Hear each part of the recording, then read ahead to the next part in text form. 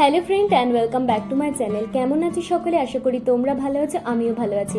আজকের ব্লগটা হচ্ছে বিপত্তারিণী পুজোর, যদিও বা আমি লেট পোস্ট করছি। তোমরা তো জানোই সব পুজোরই কিছু না কিছু নিয়ম থাকে, তেমনই এই বিপত্তারিণী পুজোরও কিছু নিয়ম রয়েছে। এই পুজোতে যে ফুল আর ফলগুলো দেওয়া হয় সেগুলো কিন্তু সংখ্যায় 13টা করে দিতে হয়। এছাড়া দুব্ব, বেলপাতা, তুলসী পাতা সেগুলোও কিন্তু 13টা করেই দিতে হয়। আর পুজোর প্রধান জিনিস অর্থাৎ লাল সুতো, তাতেও কিন্তু 13টা করেই গিট দিতে হয়। মা সকাল সকাল বেরিয়ে পড়েছিল পুজো দিতে যাবে বলে। মা আগে পুজো দিতে যেত হচ্ছে ত্রিবেণীতে, কিন্তু যখন থেকে আমাদের এখানে কালী মন্দিরের থানটা তৈরি হয়েছে তখন থেকে কিন্তু এখানেই পুজো দিতে যায়। চলো মন্দিরে যাওয়া যায়। এই দেখো চলে এসেছি মন্দিরে।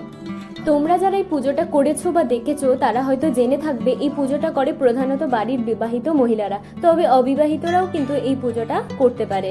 এই পুজোটা করে বাড়ির মা এবং বউরা তাদের পরিবার, সন্তান এবং স্বামীর মঙ্গল কামনার উদ্দেশ্যে। পুজোর পর যে লাল ধাগাটা পরা হয় সেই ধাগাটা যদি মন এবং ভক্তি ভরে পরা হয় তাহলে মা বিপত্তারিণী কিন্তু সকলকে বিভিন্ন প্রকার বিপদ থেকে রক্ষা করবেন।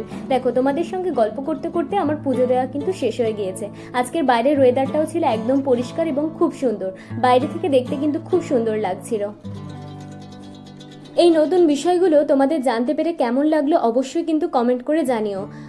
যদি ভালো লেগে থাকে অবশ্যই লাইক করো, আর যদি খুব ভালো লেগে থাকে তাহলে আমার চ্যানেলটাকে কিন্তু সাবস্ক্রাইব করে দিও।